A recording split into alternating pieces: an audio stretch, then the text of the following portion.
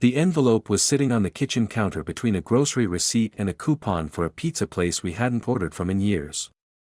My name is Joel, and I am a forensic accountant by trade, the kind of person insurance companies hire to find the single transposed digit inside 12,000 rows of data that explains why $3 million went sideways.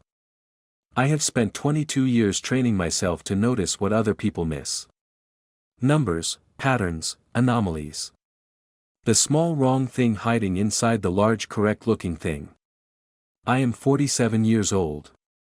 I have a son named Marcus who is 11 and who plays travel baseball with a seriousness that makes adults slightly uncomfortable. I have a practice in Ashford, Indiana with 4 employees and a reputation for finding things people have worked very hard to conceal. I thought, for 14 years, that I had a marriage. The envelope contained an ATM receipt. It wasn't addressed to me. It wasn't intended for me. It had fallen from the pocket of Renata's winter coat, the charcoal one she wore to client meetings, and it had landed on the counter with the particular randomness of objects that are about to change everything. The withdrawal was $400. The date was a Tuesday in February. The time was 11:47 in the morning. That detail, the time, is what snagged in me. Renata had told me she'd been home all Tuesday. A client cancellation, she'd said. She'd mentioned it at dinner, casually, the way she mentioned most things. I picked up the receipt. I held it. I set it back down exactly where it had been. I didn't say anything that night. I smiled at dinner. I helped Marcus with his history project about the Battle of Midway. I loaded the dishwasher and kissed my wife on the cheek and told her the chicken was good. All of this was true. None of it was the whole truth. Because something had shifted inside me, not a suspicion, not yet, just a small cold point of attention, the way a particular number in a spreadsheet catches the eye before the brain has articulated why. I'd learned, over 2 decades, to trust that feeling. It had never been wrong when it came to other people's finances.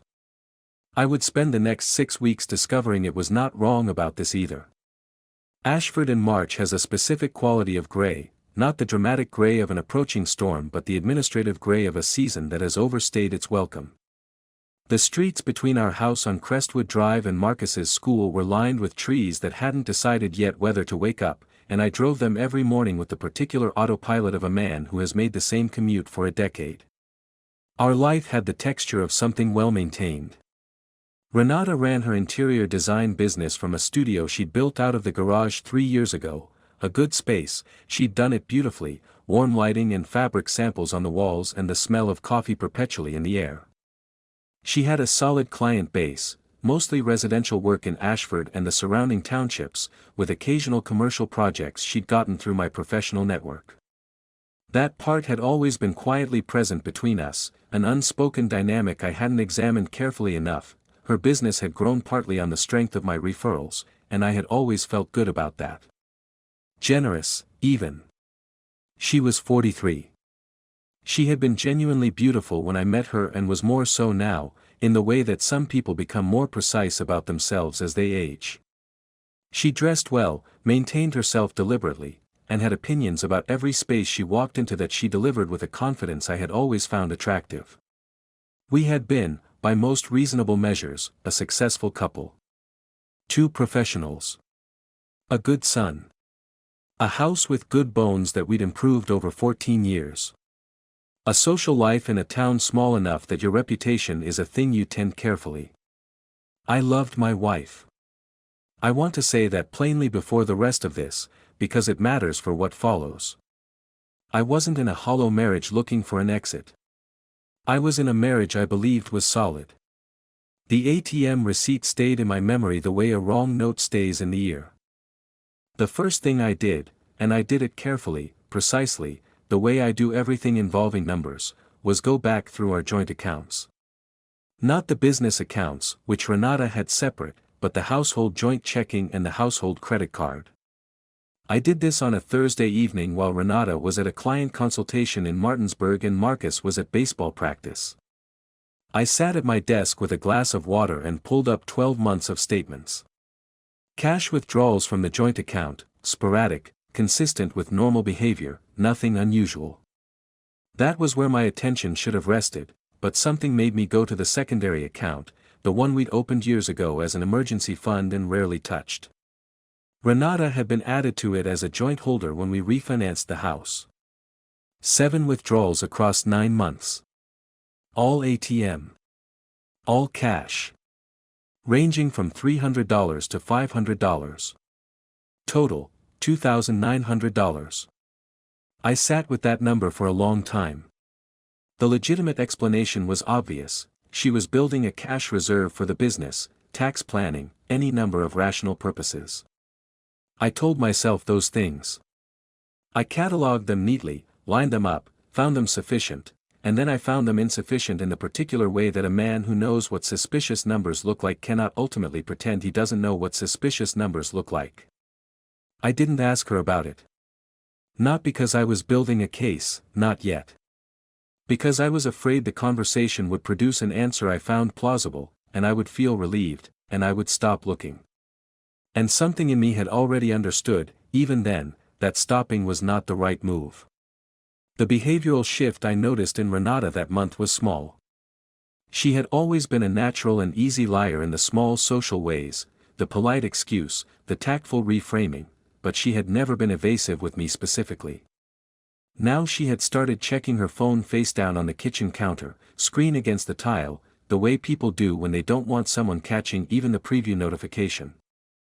I noticed it the way you notice a painting hanging 2 degrees off level in a room you've walked through 1,000 times. I didn't mention it. I filed it. Looking back now, that screen-down phone was the first time I understood that something had changed in the architecture of our household, not in a way I could yet name, but in a way that had already altered the load-bearing walls. Damon came up twice that month. Renata mentioned him as if I should know the name. A general contractor she'd been working with on a kitchen renovation in Westfield Township, a good client, significant scope, the kind of project that required ongoing coordination. She mentioned him in the kitchen one Tuesday, and again at dinner on a Friday, and the second mention had the quality of someone deliberately establishing context. He's great to work with, very organized for a contractor. I remember thinking that was a specific thing to say unprompted. I did not think it was significant. I thought it was professional enthusiasm. Renata liked people who were organized, she was organized herself, sometimes to a fault, and she responded to competence the way some people respond to warmth. I filed Damon's name in the same mental folder as the phone and the ATM receipts, not yet connected, just present. Marcus, that month, asked me at dinner whether Mom was working on a big project. He said she seemed distracted. He said it the way 11-year-olds say true things, without preamble or particular concern, just as a reported observation. She's always got a big project, I said. He went back to his pasta. But I held his observation. Children see what adults arrange not to see. April arrived and the trees on Crestwood Drive made their decision. The accounting in my head was also, quietly, making its own decisions. Renata's business had a merchant account and a business checking. I knew this, I'd helped her set them up. Legitimate business expenses ran through those. She was disciplined about it. She'd had a minor tax issue 5 years ago that had scared her straight about documentation. The cash withdrawals I'd found were from the household emergency account, not the business account. They had nothing to do with client expenses. Whatever they were paying for, it was something she needed paid for without a paper trail. That was the moment, a Tuesday in early April, sitting in my car in the parking garage after a client meeting, when I stopped telling myself it was anything else. The thing about cash is that it is specifically designed to leave no record. Anyone who handles money professionally understands this. Renata handled money professionally. She understood it too. I drove home. Dinner was pasta again. Renata talked about a new client in Carmel, a whole house project, the kind she loved. I listened and asked questions and expressed the appropriate enthusiasm. I had decided, somewhere between the parking garage and the dinner table, that I was not going to confront her yet. Not because I wanted to prolong my own pain but because confronting her now would give her the opportunity to manage the information, to edit, to minimize, to produce the version that left the fewest marks. I had seen this dynamic in fraud cases. The subject who is confronted too early controls the narrative. The subject who is confronted after evidence has been fully assembled cannot. I was not thinking about this as revenge. I was thinking about it as precision. Patrick knew before I did.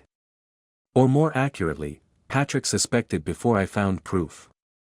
He came to the office on a Wednesday in April, my colleague, 15 years, the kind of friendship where honesty is expected, and he mentioned, with the particular care that signals the speaker knows they are entering difficult territory, that he'd seen Renata and a man he didn't recognize at lunch at Barlow's last week. Just the two of them. He said he almost said hello and then didn't. He said he wasn't sure why he was telling me. I said, what did he look like? He gave me a description. It fit Damon. I said, she works with a contractor on some projects. It's probably work. Patrick looked at me with an expression I would revisit many times in the following weeks. Not skepticism, exactly. More like the face of a person deciding whether to say the next sentence, and deciding against it.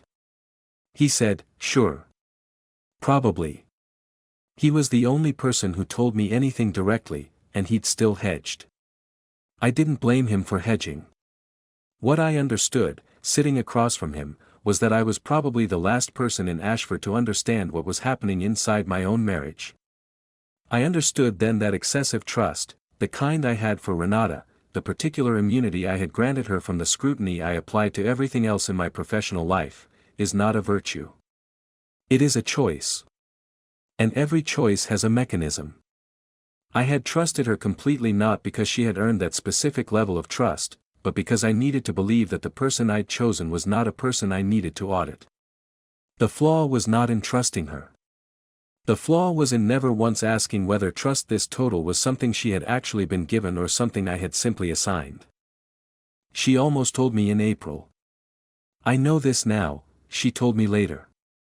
I'll relay it here exactly as she described it, because it belongs in this part of the story, at this specific moment. What I was living with that month, she said, was not what I'd imagined guilt would feel like. I'd imagined something dramatic. Instead it was just this weight I carried everywhere. Low grade, constant. I was sitting across from you one Sunday morning, you were reading something on your phone, Marcus was still asleep, and I thought, if I just said it right now, it would be over. Just the words. I had the first sentence in my mouth.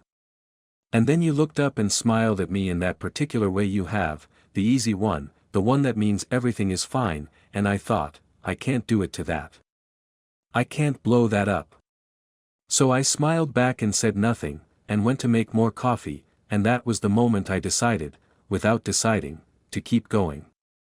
That's what she told me. She had the words ready and she swallowed them. I knew none of this that Sunday morning. I remember the smile she gave me over the coffee. I remember thinking she looked good in the morning light.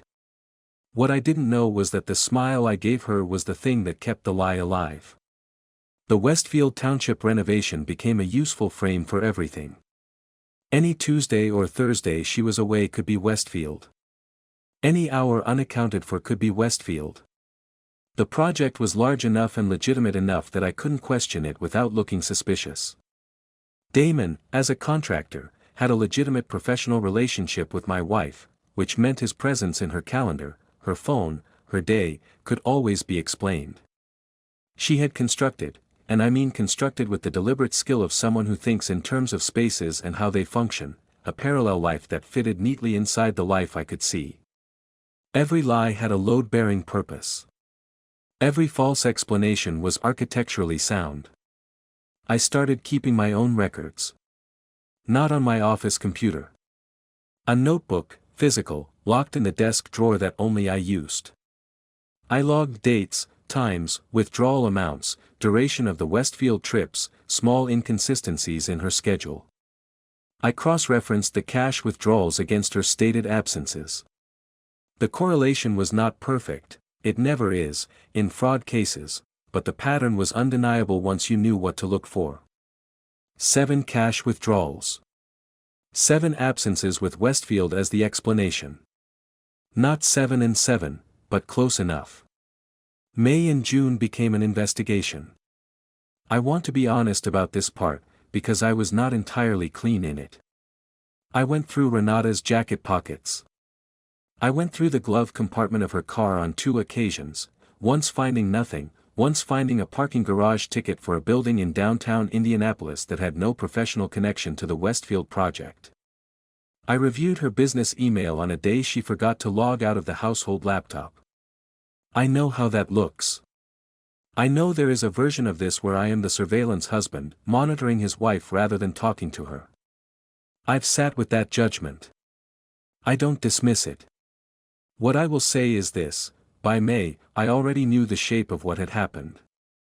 What I was doing was not hunting for a reason to leave. I was assembling documentation for a proceeding I knew was coming, and in which I intended to be prepared.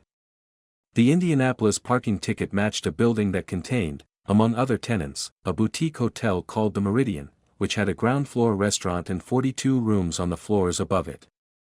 I looked it up. It was exactly the kind of place a person would choose if they wanted something nice and low-profile outside of Ashford. I made a phone call to a licensed investigator in Indianapolis named Gerald, who came recommended by a colleague. I told Gerald what I knew and what I needed. He was matter-of-fact about it in the way that people who do this work are matter-of-fact, and he said he could have something for me within 3 weeks. He had something in 11 days. The photographs were not graphic.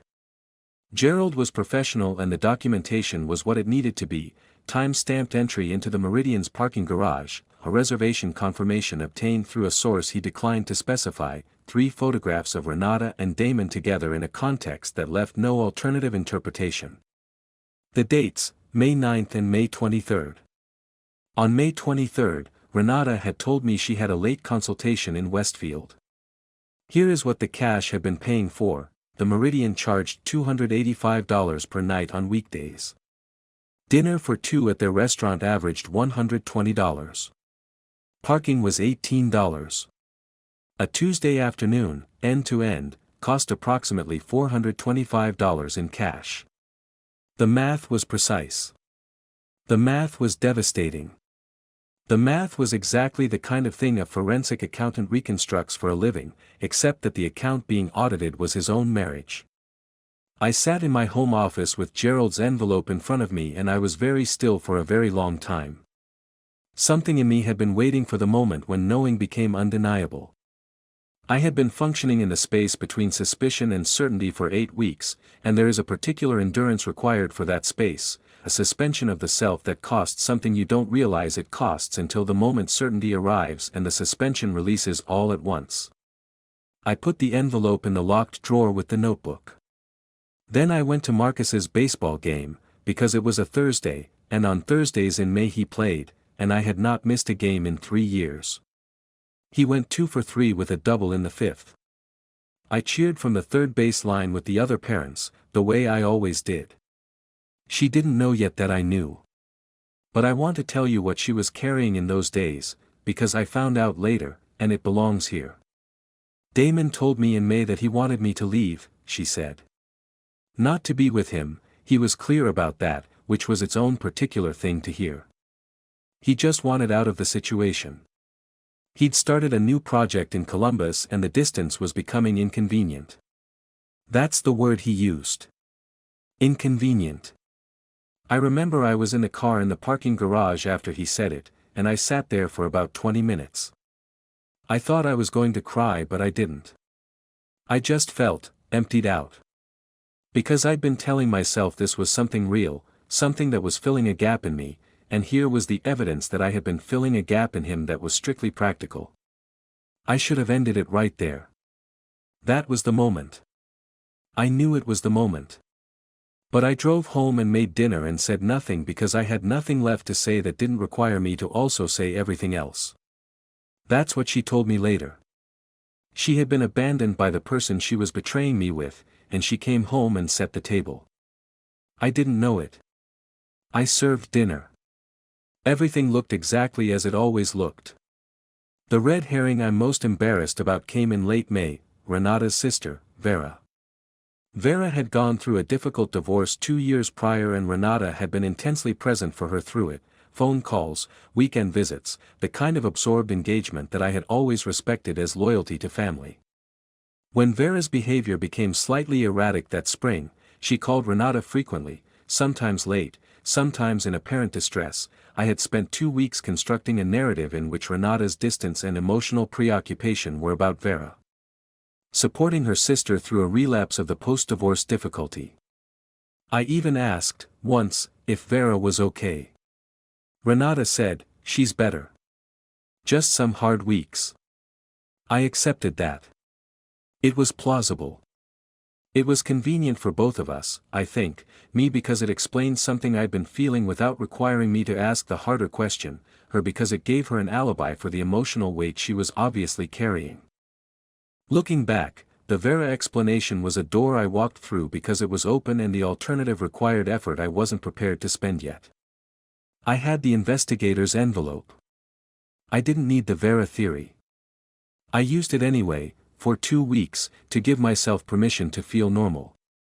That is not the behavior of a man who is simply gathering facts. That is the behavior of a man who is still deciding, on some level, whether he wants the facts to be true. I had one more thing to gather. I pulled Renata's business statements through the court process. I knew exactly how to file the right request, and I knew a paralegal who owed me a professional favor. Her business account showed nothing unusual.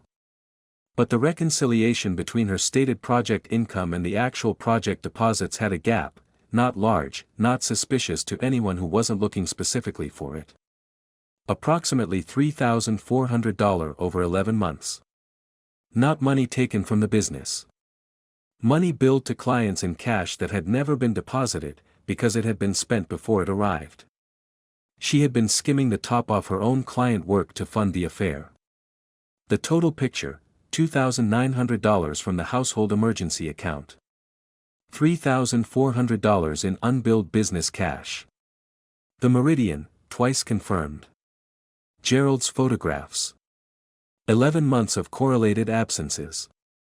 I scheduled a meeting with my attorney, a woman named Harriet who practiced family law with a precision that matched my own. I brought the notebook. I brought the envelope. I brought the business reconciliation analysis I'd prepared myself. She looked at the documentation for 10 minutes without speaking. Then she said, "Joel, this is one of the most organized cases I've seen from a client's side."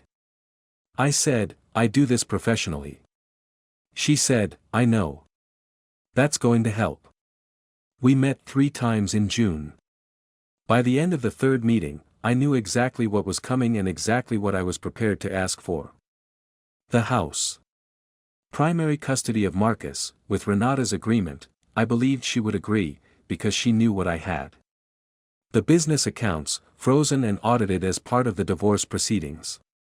Harriet's assessment was that the financial documentation alone was sufficient to establish dissipation of marital assets, which shifted the settlement calculus significantly. I went home from our 3rd meeting and mowed the lawn, because the grass needed it. Renata was in her studio. Marcus was at a friend's house.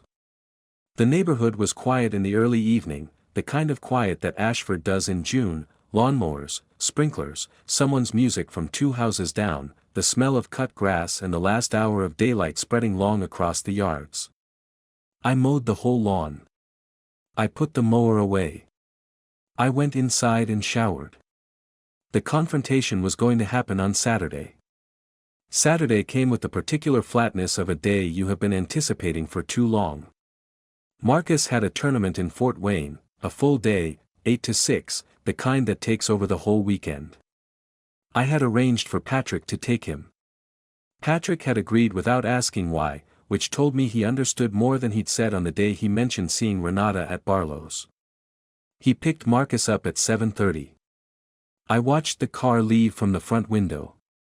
Renata was in the kitchen with coffee, in the weekend clothes she always wore, loose linen pants, a gray shirt, her hair still from the night. She looked entirely ordinary. She looked like my wife. I went to the home office. I took the locked drawer's contents, the notebook, the envelope from Gerald, the printed business reconciliation, and one additional item I'd prepared, a single sheet of paper listing dates, amounts, and locations in clean columns, the kind of document I produce for client presentations. I put everything in a manila folder.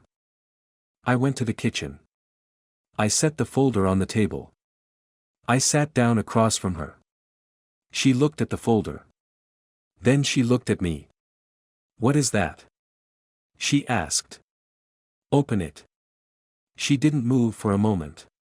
Then she reached out and opened the folder, and I watched her face as she went through the contents, the document first, then the photographs, then the bank analysis. She set the photographs face down on the table. "Where did you get these?" "I hired someone," I said. "I've known since April. I've been building this since April." "You hired someone," she repeated. Not a question. A realization. "Renata, I'm going to ask you some questions and I need you to answer them directly." "How long?" She looked at the photographs, face down, and said, "It wasn't serious." "How long?" "Joel. How long?" Silence. 11 months. "Is it over?" A beat. "Yes." "When did it end?" "May." I wrote something in the notebook, not because I needed to write it, but because the act of writing it gave me something to do with my hands that was not other things. "The cash," I said. "The emergency account. Walk me through that." She stopped. "I needed it to be separate.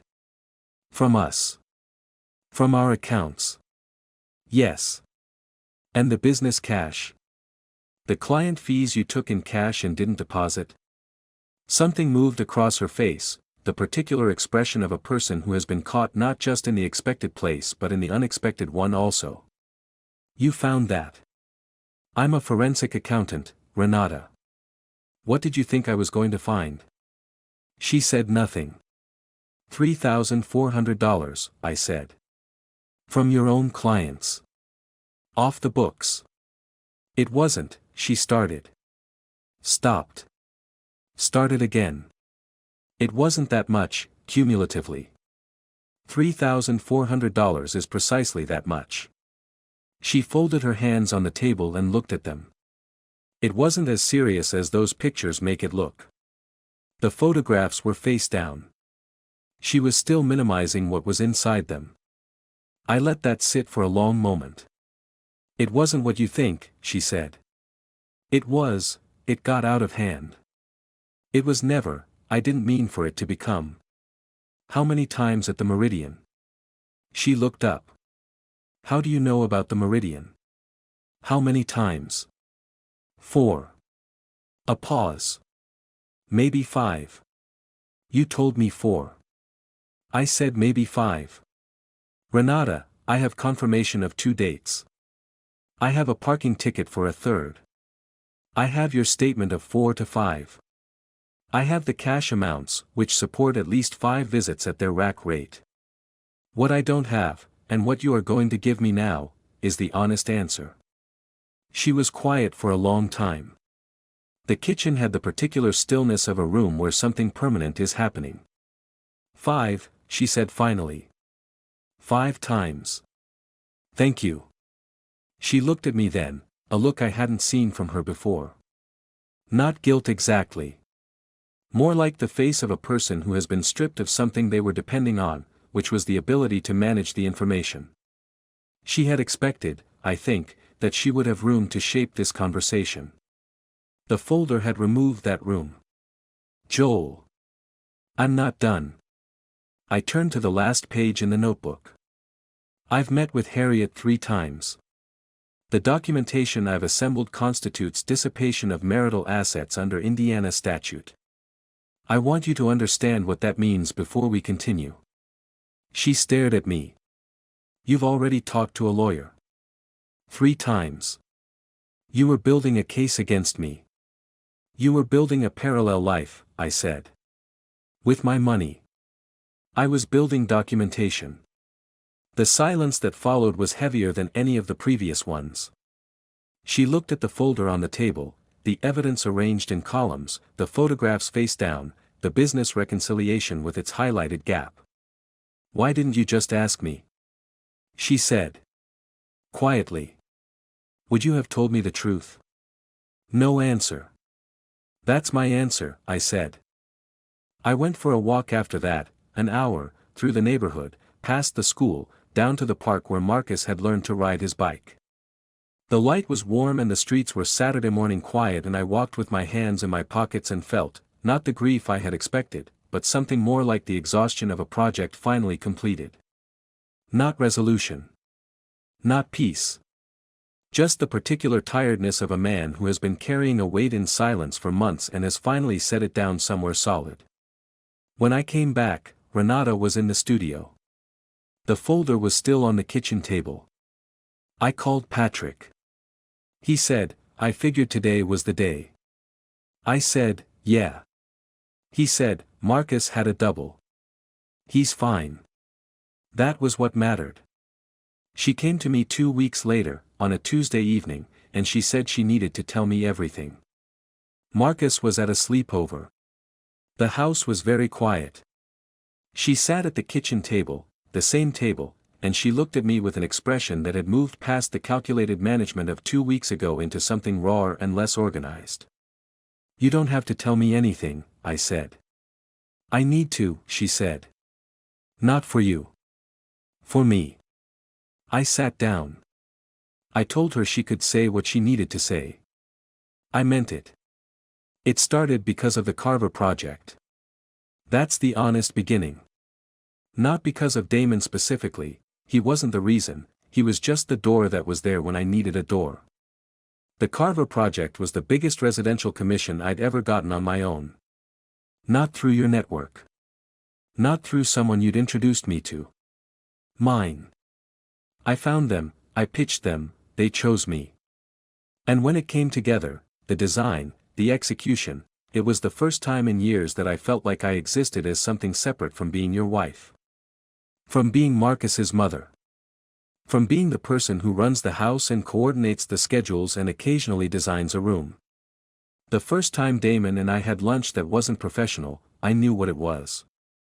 I'm not going to pretend I didn't. We'd been working together for 6 weeks and the Carver kitchen was 3 days from completion, and I was high on it, genuinely high on the feeling of having built something that was mine, and he looked at me across the table at Barlow's and said, you know, you're exceptionally good at this, and I knew it wasn't about the kitchen anymore. And I should have left. I should have paid the check and left. I didn't. That was the first line. What I told myself, and I mean this exactly, was that I was just going to let myself feel like a person for a little longer. Not do anything. Just feel it. Like I was borrowing something. And then it became lunch again, and then coffee, and then Indianapolis. And each time I told myself it was the last time, and each time I believed it, which is the thing I'm most ashamed of, not the lying to you, but the lying to myself. The endless, efficient lying to myself. The cash was, I need you to understand this part. The cash was about not contaminating our life. I couldn't use our accounts because I couldn't look at our accounts and see it in there. That sounds backwards, I know. But there was this idea I had that if I kept it entirely separate, it was contained. Like it existed in a different room of the house, and I just never opened that door when you were home. The business money, I know. I know that was worse. I told myself it was money I earned, which is technically true and morally insane. I want to tell you about the ATM receipt. Because I've thought about it every day since you put the folder on the table. I knew I'd lost it.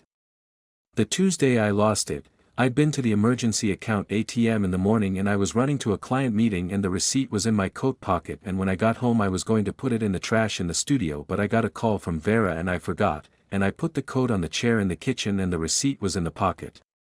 I didn't realize until the next morning. And the next morning it was gone from the counter. You'd seen it. I told myself, he doesn't know what it means. It's just an ATM receipt. He won't put it together. And then I watched you, for weeks, and you gave me nothing. You were completely normal. And I convinced myself I was right, that you didn't know. And I kept going. Even after Damon ended it. I kept living in the version of things where the receipt was just a receipt. What I couldn't tell you then, what I'm trying to tell you now, is that I was lonely in a way I hadn't told you about.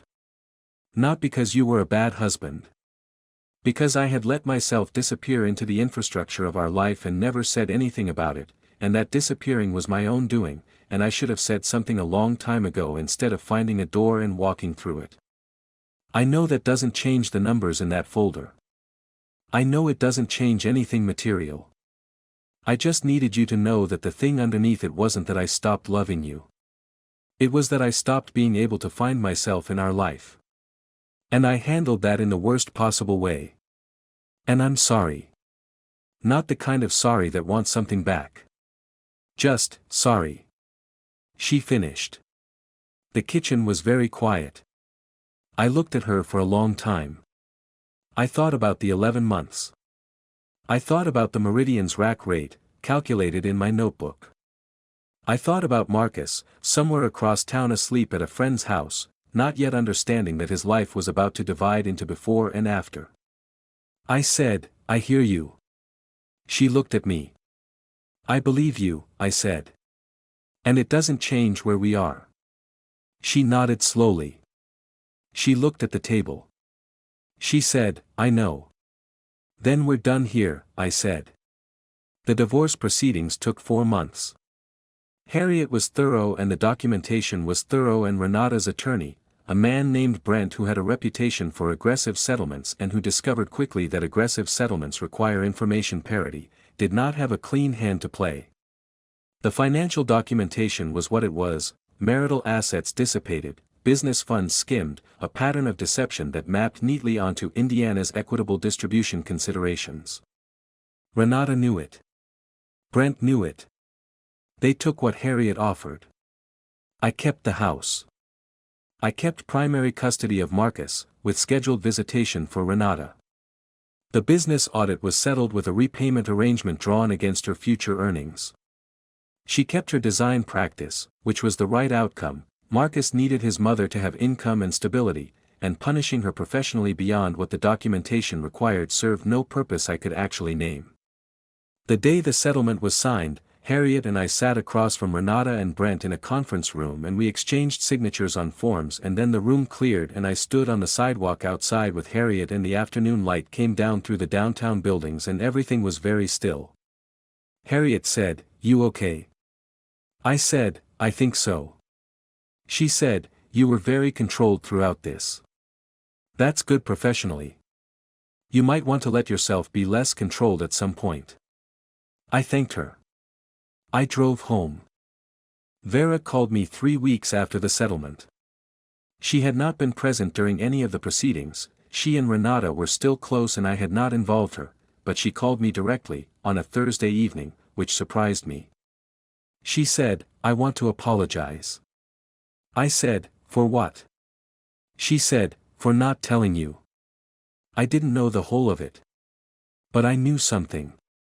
And I chose to stay on her side. I said, "I understand that. I'm not sure you should." "Vera," I said. "She's your sister.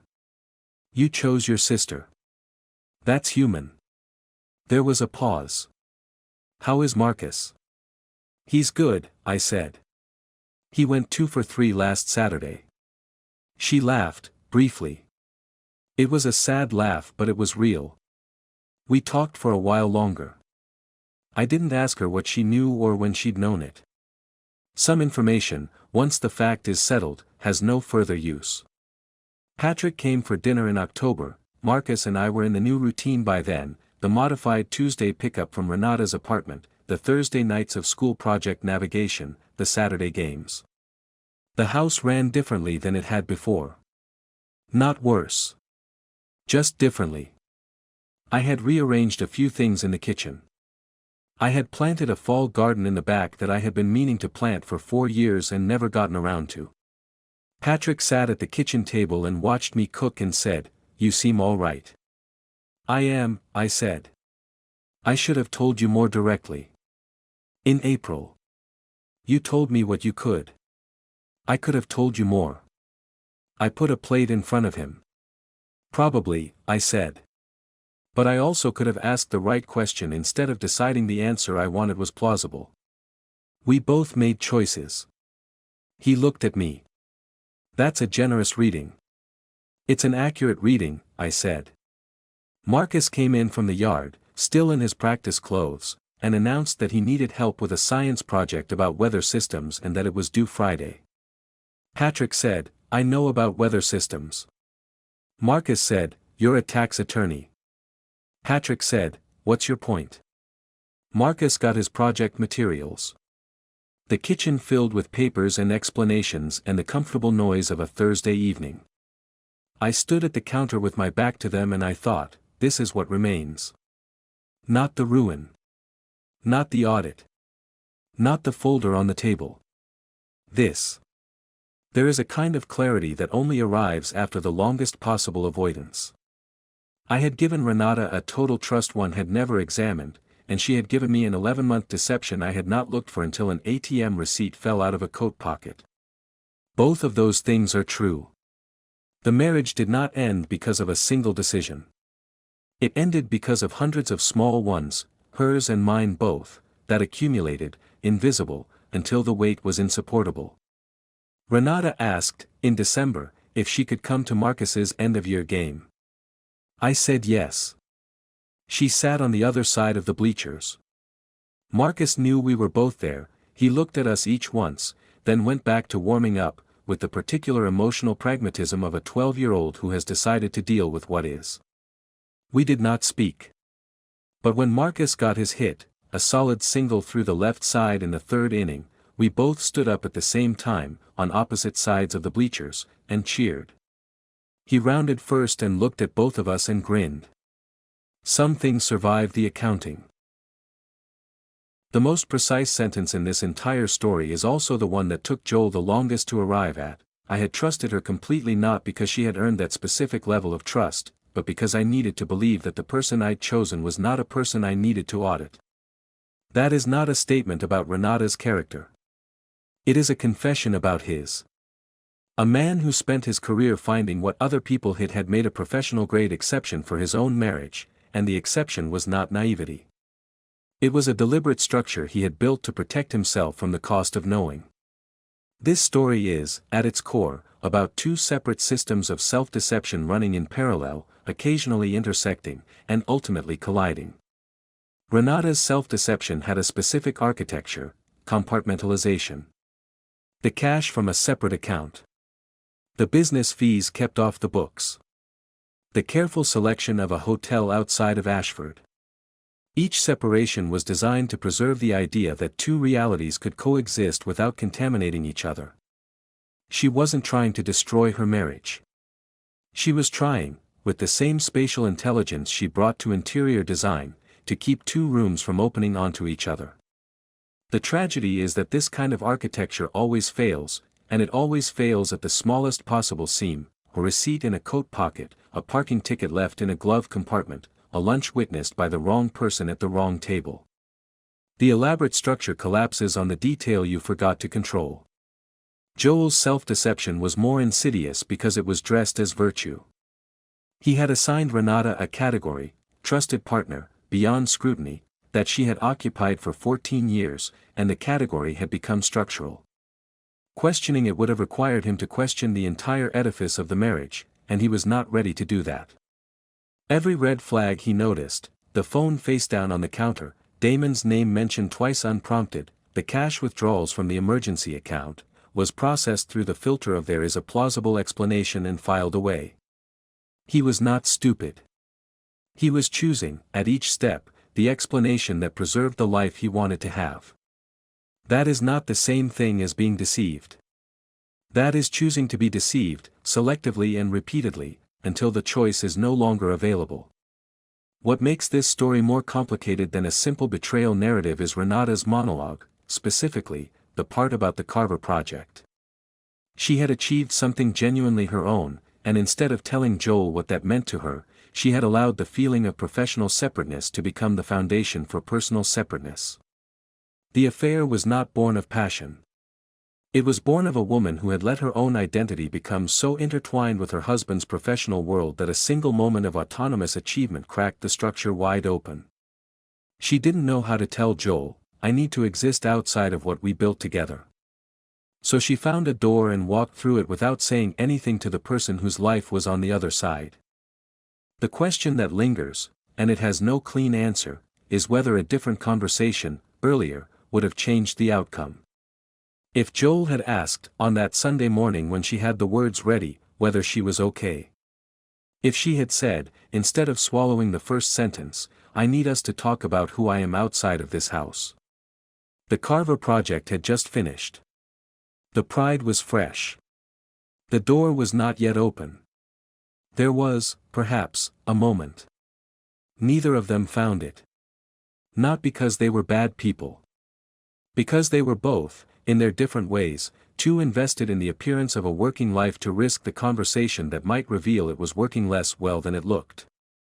The final image, both of them standing on opposite sides of the bleachers, cheering the same hit, is not a happy ending. It is an honest one. Two people who could not save their marriage managing to remain, separately, good parents to the child they made together. That is something. It is not everything. But it is the thing that remains when the accounting is finally done, and it turns out to be enough to stand on. What I keep coming back to, after sitting with this story, is not the betrayal itself but the ATM receipt. That small piece of paper that fell out of a coat pocket by accident and started everything. Renata had been meticulous for 11 months. She had thought of everything except that one moment of distraction. And Joel had been trained for 22 years to notice exactly that kind of anomaly. There is something worth holding on to in that, the truth doesn't always announce itself dramatically. It slips out of a coat pocket on an ordinary Tuesday. It shows up as a number that doesn't quite match, a name mentioned one time too many, a phone placed face down when it used to rest face up. The real question isn't whether we can spot the signal. Most of us can, if we're honest. The question is whether we choose to look. Because looking always costs something, and we all, at some point, have decided that what we might find is more expensive than what we're already carrying.